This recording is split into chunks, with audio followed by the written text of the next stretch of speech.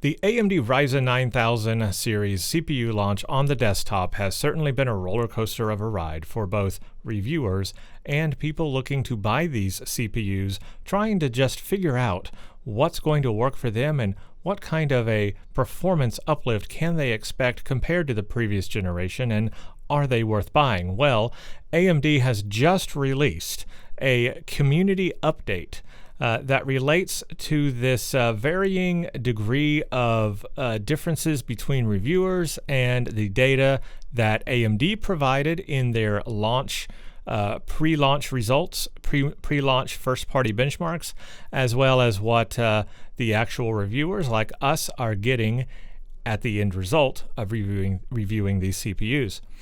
So in this video today, what I want to do is go through this community update, read through it, make some commentary on what they have to say, also provide information for our testing that we did on our website, thefpsreview.com. We have reviewed all 4 CPUs, and we also have a YouTube video as well that goes over all of our data. And I can comment on how we set up our test systems and how we did some of our testing, and some recommendations that AMD has made for that, and there's just some things here to talk about. You can find this on AMD's community page, and it is titled Ryzen 9000 Series Community Update Gaming Performance. This came out 3 hours ago of my recording, so it's brand new. But let's take a read through this, and I'm going to comment on sections as needed. The new Zen 5 architecture, first introduced in high-end laptops earlier this summer, is now available in a full stack of desktop processors with the AMD Ryzen 9000 series.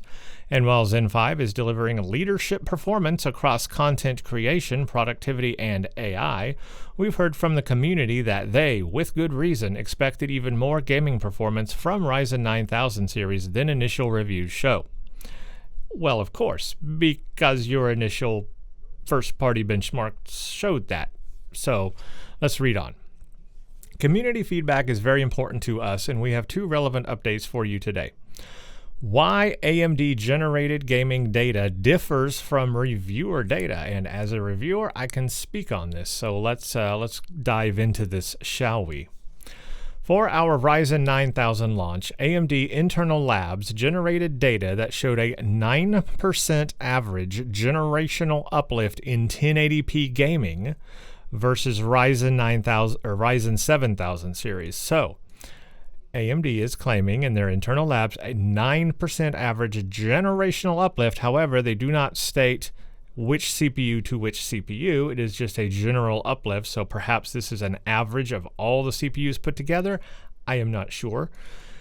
And an average of 6% higher performance across more than 30 games when compared against the competition's best. And 6%, 30 games, yeah, that's quite a good sampling, and that's what you would want for some kind of overall performance uplift that you could provide in presentation information for reviewers and for people looking forward to buy these CPUs. That's a good gaming amount to use there. 30 games is a good sampling. But, 6%, even that is not that high. And so, yeah, let's read on. Not all reviews are seeing these results, and this reflects the complexity of high-performance PC testing today given the number of system and software variables. There are several factors specifically creating these differences in some Ryzen 9000 reviews. Okay, well, obviously the PC is a very, very, very varied thing, and you can really do many different configurations for testing. However, as a reviewer, AMD does have recommended motherboards and RAM speed to run at for reviews. I mean, of course, we can do whatever we want, but there are general recommendations, and I would say reviewers generally kind of keep to the same tier level of hardware for testing. For example, X670E chipset motherboards for testing all of the AM5 CPUs. That is fairly common. DDR5 6000. That has been the recommended for a long time now, especially trying to keep that one-to-one memory controller and DRAM together at a 1-to-1 ratio for the best latencies. Everyone kind of knows that, and I would say most reviewers used that configuration as their base configuration, which kind of sets the systems very similarly. All right. The AMD Gaming Test Suite includes a broad set of esports, AAA, and popular older games, which are a combination of CPU and GPU-bound titles. Game performance conclusions can be influenced significantly by the makeup of the test suite. Now, that is 100% true. The type of games that you test will determine the outcome. I mean, pretty much that's just as simple as that. You have older games, which could be much more impacted by CPU performance than perhaps newer games, which might be more GPU bound than an older game, which would be more CPU bound. If you used all older games, you may have a higher ratio of percentages and therefore showing better results. If you have just all brand new games that are still even GPU limited at 1080p, even with a 4090, well then yes, that could ultimately show less of a difference. So you want to use a broad spectrum to try to get a good result. And it sounds like that is what AMD has done, but some of that does factor into it because older games can skew that result a little bit. Newer games can skew it the other way. So yeah, keep that in mind. Let's go on. AMD tested Intel configurations using comparable DDR5 6000 memory as well as Intel default settings baseline power profile, which can have a small impact on gaming performance. So, as I said before, DDR5 6000 is kind of the go-to memory speed sweet spot for AMD. So I think that most reviewers and ourselves, we tested at DDR5 6000 on AM5. That makes sense. Now for Intel, it's different. DDR5 6000, sure, you can do that, and we have done that in the past, but you can run higher speed memory on Intel perfectly fine, and there is absolutely nothing wrong with setting up a real world test bench or test suite that imitates what a real person using that hardware would be running on that hardware. And you could go crazy with DDR5 8000 or keep it more mundane. We, in our reviews, went with DDR5 7200 on the Intel configuration, and I think that was a good balance there between going to the extreme, but also making sure that Intel was, tested in its best case scenario as well. Now, they do mention the new baseline power profile. That is very important on the Intel motherboards. We definitely tested with that. We had the latest BIOS, which did not have the microcode fix. However, it did have the new Intel default baseline settings, and we tested with that baseline Intel default setting. And we also tested on the performance and extreme profile in that BIOS just to cover all the bases. Next, and this one's important because I kind of want to talk about this one for setting up a system. AMD also tests with Windows Virtualization-based security VBS enabled. This is the default Windows behavior, and Microsoft recommends activating VBS to improve security. However, it can affect gaming performance. Now, that is 100% true. It will affect gaming performance. If you turn VBS off, you will see a performance increase. Now, the thing to keep in mind with this is, as long as you're testing all of your CPUs in the same way, then it's a fair comparison and it's viable. So if you test all of your AM5 CPUs with VBS on, okay, that's fine. If you test all of them with it off, okay, that's fine too. We, by the way, test with it off just to get the best performance. We do this for GPU reviews and CPU reviews. We don't want anything artificially holding the CPU or the GPU back. We want to show everything it can give, and so we disable VBS. But we do that equally on every platform, every system, every game, every benchmark, every CPU. It's always off. So it's a fair comparison. So whether that's on or off won't change the scaling between Ryzen 7000 series and 9000 series. That's still going to be the same as long as this setting is enabled the same on all of them. So do keep that in mind. There are people that do keep that on, which is fine, absolutely fine. And there's people that do turn that off, and that's fine too. Just be aware of what the reviewer has set up in their review, and if it's on for all tests or off for all tests. Now, if they leave it on for some and off for others, that will set things off, so do keep an eye on that. Next, the Zen 5 architecture incorporates a wider branch prediction capacity than prior Zen generations. Our automated test methodology was run in admin mode, which produced results that reflect branch prediction code optimizations not present in the version of Windows reviewers used to test Ryzen 9000 series. We have a further update on accessing this performance for users below. Now, this is important, and I want to show here Hardware Unboxed. They covered this very well. There's a video that they did, possible Windows bug found, hurts Ryzen gaming performance. I suggest watching this. They did benchmarks, and I will not spoil the result completely here. Go watch the video. But they did benchmarks, and pretty much as long as you are testing in the same scenario, which is what I was saying about VBS. It's the same thing that I was talking about with VBS. As long as you're testing all the CPUs in the same scenario, then it's a valid, fair comparison. If you were to just run an admin mode on one series of CPUs and then did a local account on the other series, that's wrong. You don't do that. You're going to see different results. But if you did admin mode for all CPUs, fine. If you did local account for all CPUs, fine. Now, what's interesting to me about this and the way AMD says this is they're going to this like DDR6000 memory as like for the Intel system in like trying to keep everything fair in real world, but yet they use an unreal world. See what I did there? Unreal world. They did an unreal world thing here by running in admin mode. Nobody in their right mind is going to run in admin mode on your computer. You're not going to run in the administrator account.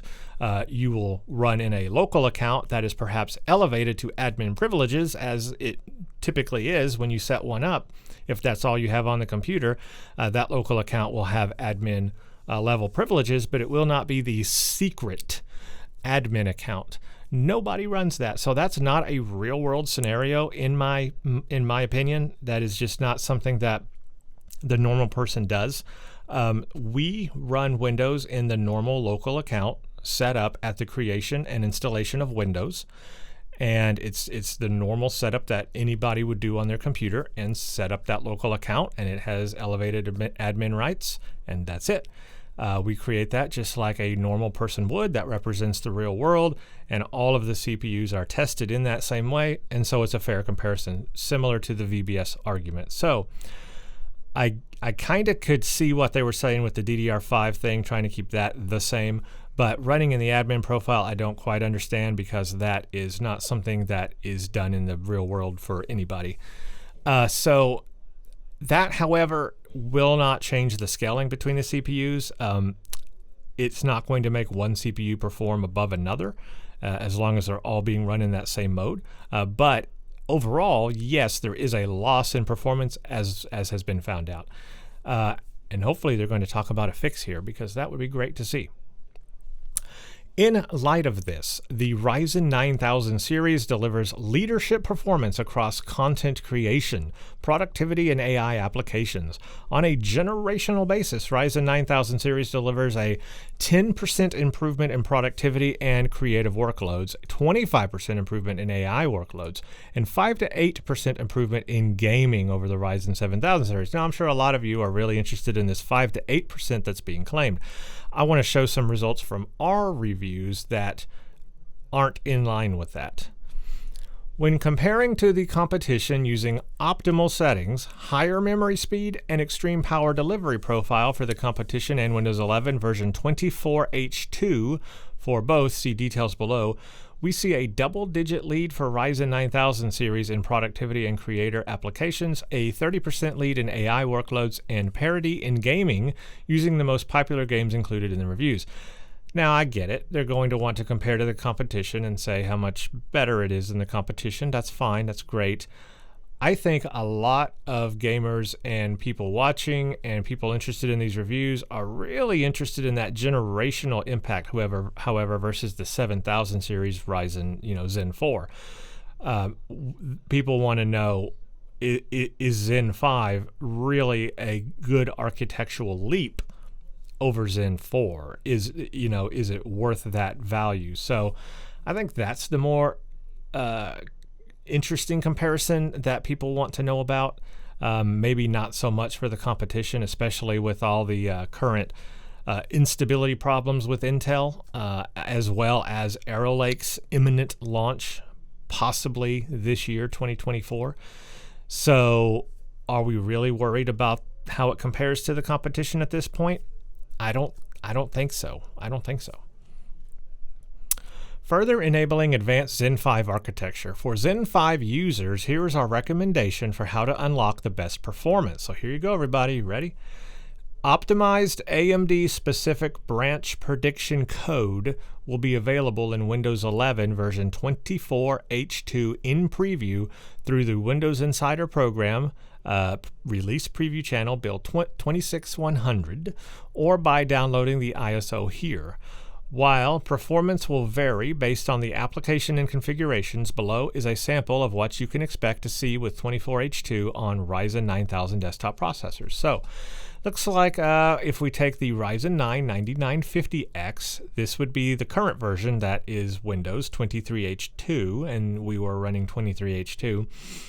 So in a game, Far Cry 6, and I will say this about Far Cry 6, it is one of the bigger outliers in CPU gaming performance that I have found.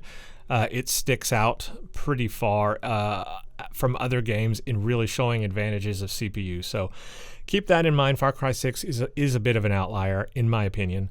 But AMD is showing from 162 FPS to 183, a 13% uplift with this new 24H2 update. Also, a 7% uplift in Cyberpunk 2077. Also, a 3% uplift in Hitman 3. No change, however, in Watch Dogs. No change in Cinebench single thread, so it looks like single thread performance stays the same. And Procyon Office, a plus 6% for that. So it looks like some productivity can also be helped with that beyond just gaming. And this is the 9950X, remember, which is the CPU that requires the PPM. It requires the chipset drivers and core parking and all that lovely game bar stuff to work. So if it's working right, perhaps these are the advantages we'll see over the previous version of Windows. Now, what I'm concerned about is how does this update look versus Zen 4? Will we see an equal uplift with Zen 4, and how will that comparison then look to Zen 5? It says here, Zen 5 will see the biggest boost, but this Windows update will improve performance for Zen 4 and Zen 3, so all the way back to the AM4 platform as well. We're collaborating with Microsoft to roll out this optional update to all Windows 11 users soon. So it looks like, yes, we will be getting a performance update on Zen 4 and Zen 3, which will narrow that margin. Now, AMD says it will have the biggest boost on Zen 5. I am curious what kind of boost it will have on Zen 4 and even Zen 3. And then how will Zen 4 compare to Zen 5 with this new update? That will be the interesting test. So things are going to change, obviously. We also want to acknowledge and thank the reviewer community for all their testing and feedback. Many of their observations are helping accelerate our work developing future AMD Ryzen firmware updates that will benefit Ryzen 9000 users. So there's perhaps some confirmation that there will be further AGISA updates, BIOS updates there as well, coming in the future. We also want to hear from the community on your experiences with the Ryzen 9000 series. As we have done with every new architecture, we will continue to use community and press feedback to tune and optimize and deliver the absolute best possible performance to Ryzen customers. Okay, it's a nice statement, and I am glad that AMD has tackled this, and I am glad they have put out this community statement here. That was really good. It was emailed to press, so I'm glad that they got the word out about this. I am also glad that Windows is getting an update. And we will hopefully from here forward see better performance on both Zen 4, Zen 3, and Zen 5 CPUs. You can't argue against free performance, right? You just can't argue against that.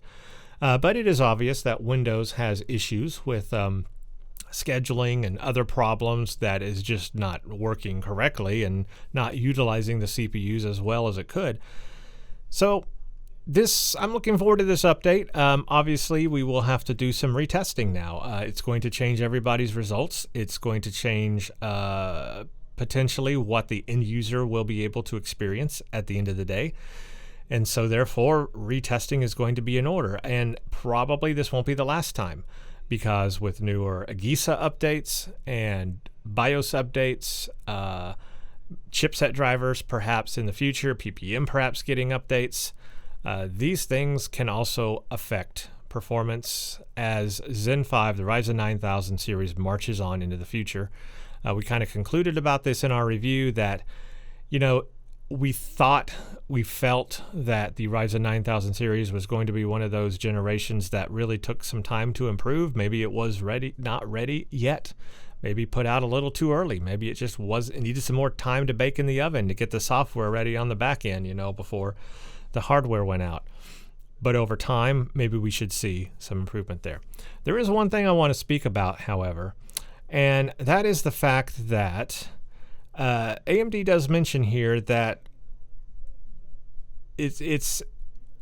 we've heard from the community that with good reason expected even more gaming performance from the Ryzen 9000 series. Now, what this article doesn't talk about, and I think is extremely important to talk about, is the first-party data that AMD put out. I think a lot of that was very exaggerated, and I think people got this really good feeling of performance uplift of Zen 5 over Zen 4 from AMD's own performance that it put out. It was setting the bar rather high. And this article doesn't cover that. It also doesn't cover any changes that AMD may make in the future for marketing material or updates on how they're going to present performance or how they're going to test performance. But I think that we could have a little bit more openness there on that, because I think the expectations were set quite high with the initial results shown and the IPC uplift still of 16% and crazy data in some of the benchmarks that showed performance really high in some applications that we just didn't see at the end of the day. It just wasn't there. And so some of those things seemed very exaggerated, and I think that perhaps needs a look for the future. I am glad that AMD put this out, and I will say that AMD has been extremely open to receiving in our data and information. So we did come to AMD when we were having some performance questions in gaming as well. And AMD was right on the ball to make sure to get all of our hardware data, info logs, performance numbers, and everything. They really wanted to look into the performance we were experiencing, and in fact, set up a whole new benchmark that we were running that they didn't have, that they were able to run overnight for us and get their own results so that we could validate our results against theirs before publishing. That commitment is stellar. So thank you to everybody at AMD for putting in that effort and support and that level of work. That is a plus, and I'm glad to see AMD do that and be open about that. So I do want to say, they have been very upfront about this issue and wanting to get feedback and figure out where the discrepancies are. So kudos to that. But I do want to talk a little bit going on here now about the performance claims, and I want to show you what our performance claims were, or what our results were. First of all, if you're not familiar with our website, thefpsreview.com, and we have all 4 CPUs reviewed, 9950X, 9900X, 9700X, 9600X, all right here, each review. I did want to go through the test setup of our reviews a little bit just to show you. Yes, we use the X670E motherboard, Z790 motherboard for Intel, and again, the 6000 DDR5 here, 7200 on Intel. But again, to us, the main comparison is really versus the previous generation, not necessarily Intel. But I just wanted to show core isolation, memory integrity, VBS is disabled in our test setup page. We display that and show that in every review so that you know that that's disabled. So keep that in mind. You want to look for that in other reviewers' test setup data as well, and see what their settings are. There's some BIOS screenshots that we tested with here, which is patch 1200A. Patch A was the AGISA version.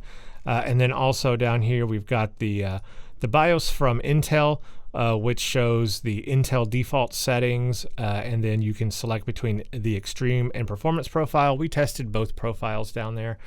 So all that's done. SVID was in Intel's failsafe, so that's how we tested the Intel system. So I think that was a very fair way to compare it, and we showed both. We showed both data in performance and extreme. So that's all there. But what I really wanted to focus on was the end result and average of all of our performance data and how that compares to what AMD is claiming here.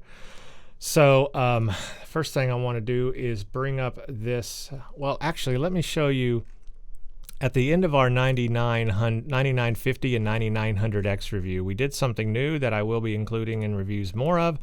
Let's go down to this 8-game average. So we have 8 games in our reviews. I have started doing this, and I think I will in each CPU review from moving forward. I averaged all of our game results, so all of the results from all 8 games, calculated and averaged them together, and then made a graph out of them so you could see the average across 8 games of performance and how that stacks up on the CPUs. And you can see here's the 9950X at 179.3 average FPS. Here's the 7950X at 174. So you can see the generational difference there between those two out of 8 games tested on a 4090 at 1080p. We did this in the 9950X and 9900X review. And you will notice on this one that the Ryzen 9 9950X has an average of a 3% game performance uplift compared to the Ryzen 9 7950X. That's right, a 3%. So 9950X over 7950X, 8-game average, 3%. And if you're wondering what games we used, they are not old, they are newer, so keep that in mind. Horizon Forbidden West, Alan Wake 2, Returnal, Avatar Frontiers of Pandora, Cyberpunk 2077, Dying Light 2, Starfield, and Assassin's Creed Mirage. So those are the 8 games we used, and it is just 8 games, so keep that in mind. Obviously, we need to test more, and we will. Let me go here and show you the 8-game average for the 9900X. There it is, compared to the 7900X, and sure enough, we had a 0.2% game performance regression. That's right. The 9900X was 0.2% slower, but practically you can say it's just the same performance. So really no change with the 9900X versus the 7900X. And that doesn't quite jive with the results that we just saw from AMD here, claiming the percentages that it was 5 to 8% improvement in gaming. So I want to bring up another thing here. Let's do this. First of all, let me show you this here. Here is all of our data that we captured for our gaming performance, and I'm just being real and open with everyone. Here's all of our data and what we experienced. And what I did is I calculated the average at 1080p of all the games, and that's how I got the average. But here, this way you can compare and see the averages and how it all lines up. And you will notice again the 9950X at 179, 9900X at 172, and how that compares 9700X, 9600X. And then you can compare that to the 7950X and so forth and so on. We just went over that. Something worth noting here is 14900K. It's pretty up there at 194.6. It's actually the highest performance, followed second by the 14900K in the performance profile. This actually got the highest result out of the 8 games. So yeah, I guess the fastest CPU for gaming is still the 14900K in this test with these 8 games. But the 7800X3D, yeah, is third. It's really second because it's one CPU in 2 different profiles. So it's second there. The 7800X3D is still second, and none of the new Ryzen 9000 series beat the 7800X3D at all. So that's still champion for performance and value and everything right there. Now, the next thing that I will show you is this right here, this document. I just made this, and I think this will kind of better summarize our performance that we experienced. So this is our performance in our reviews. This is all of the averages, and I went through and checked all of it out. These are all of the averages that we calculated in each review, for productivity and gaming. And so if we look at the 9950X, we saw between an 8 to 10% on average uplift for the 9950X in multi-core versus a 7950X. So about 8 to 10% for the 9950X. Now for single thread, that was a lot better, 14 to 16%. So we are actually kind of seeing that IPC uplift there in one situation specifically. If we look at the 9900X, well, that was a little bit lower, a 3 to 7% on average for multi-core. And then for single thread, an 11 to 14%. So it's a little bit lower than the 9950X, but still above 10% on average for single thread. But that multi-core is, it's much lower, 3 to 7%. Then for the 9700X, it was under 10% for multi-core at 7%. And then 13% on average for single thread versus the 7700X. So above 10% for single thread, but definitely below 10% for multi-thread. Same here for the 9600X. 8% on average for multi-core, 13% average for single thread versus the 9600X. So again, below 10%, well below 10%, up to 10% in some situations. For single thread, all of them are above 10%. So single thread definitely had the best performance uplift with Zen 5 versus Zen 4. But these are not high, great gains that you might expect generation to generation. They are smaller, especially in the multi-core. Now the gaming, let's focus on this one. So again, all 8 games averaged together, here's how it came out to be. The Ryzen 9 9950X, as we just mentioned, is 3% average game uplift over the 7950X. 9900X was that 0.2 regression, or practically the same performance compared to the 7900X. The 9700X was a 3% average game uplift over the 7700X, and the 9600X also 3%. So I think our average is 3%. Now that is over 8 games, and it is, as I said, modern games. And as AMD mentions here, their sampling of games is esports to AAA to popular older games. We don't have a lot of older games there. I think Cyberpunk 2077 is probably the oldest game on here. So, and that's still kind of GPU bound in a way. It's still a GPU centric game. So yeah, we're not using a bunch of older games. We're not using esports games.